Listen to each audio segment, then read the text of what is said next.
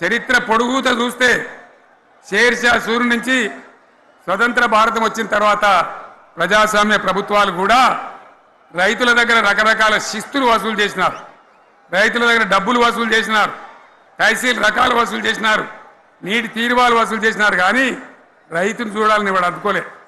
భారతదేశంలోనే ఎక్కడ కూడా లేని స్కీమ్ నన్ను వాళ్ళు అడగలే, ఎలక్షన్లలో చెప్పలే. నాకు నేనుగా ఆలోచించి ప్రభుత్వమే ఆలోచించి రైతు బంధు పథకాన్ని తెచ్చినాం. చాలా బ్రహ్మాండంగా రైతు బంధు పథకాన్ని అమలు చేసినాం. రైతాంగానికి ఎటువంటి కరెంట్ ఇచ్చినాం, ఎంత అద్భుతమైన కరెంట్ ఇచ్చినాం.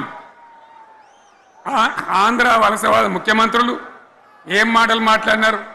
తెలంగాణ వస్తే కారు చీకట్లు అవుతాయి, మీకు కరెంటే రాదు, మీకు పంటలు పండియే రాదని చెప్తే వాళ్ళ నోర్లు మూయించేలాగా ఉత్తమమైనటువంటి ట్రాన్స్ఫార్మర్ కావాలన్నటువంటి మోటార్లు కావాలన్నటువంటి నాణ్యమైన కరెంటును 24 గంటలు సప్లై చేసినాం. రైతు ఇంట్లో కూర్చుంటే పొలాల కాడ బోర్లు దుంకినాయి, మీరందరూ కళ్ళారా చూసినారు. నాకంటే ఆ విషయం మీకే ఎక్కువ తెలుసు. అదేవిధంగా రైతులు చనిపోతే 2 ఎకరాలు 3 ఎకరాలు ఉన్న రైతులు ఏముంటుంది, వాళ్ళకి ఆదాయం ఉండదు. వాళ్ళు సస్తే బీఆర్ఎస్ రాకముందు పట్టించుకున్న నాతులు లేడు.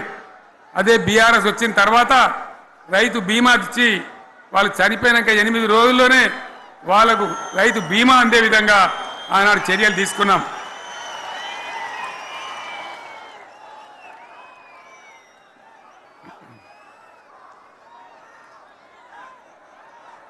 పైసలు ఎంత మంచిగా వచ్చేది, రైతు బంధు డబ్బులు ఏ విధంగా వచ్చేది. శనుకులు పడుతుంటే చకాచకా వచ్చి బ్యాంకులలో డబ్బులు పడి రైతుల సెల్ ఫోన్లు మోగుతుండే. ఆ విధంగా కడుపులో చల్లగదలకుండా రైతాంగానికి రైతు బంధు పథకాన్ని అమలు చేసుకున్నాం. రకరకాల వ్యక్తులు రకరకాల మాట్లాడినారు. జై కిసాన్ జై జవాన్ అన్నారు తప్ప వాళ్ళ సంక్షేమం ఏ ప్రభుత్వం కూడా చూడలేదు. అదేవిధంగా ధాన్యం రైతులు పండిస్తే కొన్ని 100 కోట్ల రూపాయలు ప్రభుత్వానికి నష్టం వచ్చినా ఏ విధంగా ధాన్యం కొన్నామో, ధాన్యం ఎంత బాగా కొన్నామో, వడ్లు కొంటే 3-4 రోజులనే డబ్బులు రైతుల ఖాతాలో ఎట్లా చేసినామో అవన్నీ కూడా యావత్ తెలంగాణ ప్రజలకు మీకు తెలుసు. అంతకుముందు మధ్య దళారుల పాలు ఎన్నో రకాల బాధలు, 7,500 కొనుగోలు కేంద్రాలు పెట్టి ధాన్యం ఎట్లా వేసినామో కూడా మీ అందరికీ బాగా తెలుసు. మరి ఇదంతా కూడా బ్రహ్మాండంగా జరిగింది.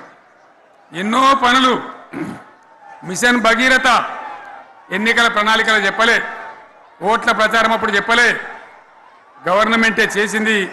ఇంతింత నల్లబెట్టి ప్రజలకు అందియడం జరిగింది. రైతు బంధు కానీ, రైతు బీమా కానీ, కళ్యాణ లక్ష్మి కానీ, కేసీఆర్ కిట్ కానీ, కంటి వెలుగు లాంటి ప్రోగ్రాం కానీ ఎవరు అడిగిన నన్ను ఎవరు అడగలే.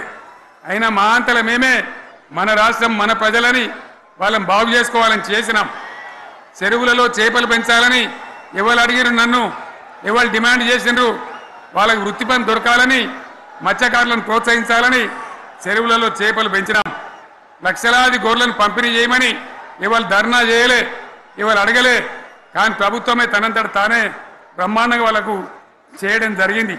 ప్రజల అవసరాలు ఎప్పటికప్పుడు తీర్చినాం. అంతవరకే ఆగలే. పారిశ్రామిక రంగం మీద దృష్టి పెట్టినాం, పెట్టుబడులు ఆకర్షించినాం. సుమారు 20 నుంచి 25 లక్షల మంది పిల్లలకు ఉద్యోగాలు ఇప్పించే ప్రయత్నం చేసినాం. 40 కోట్లు మాత్రం ఉన్న ఐటీ ఎగుమతులు 2.5 లక్షల కోట్లకు పెంచగలిగినాం. ఐటీ రంగంలో 7 లక్షల మందికి ఉద్యోగాలు కొత్తగా వచ్చినాయి. 1000కి పైగా గురుకులాలు పెట్టినాం. పేద ఇళ్ళ విద్యార్థులకు ఉత్తమమైనటువంటి చదువును అందించినాం. తెలంగాణలో 3 మెడికల్ కాలేజీలు ఉంటే దాన్ని 33 మెడికల్ కాలేజీలు తీసుకొని పోయినాం.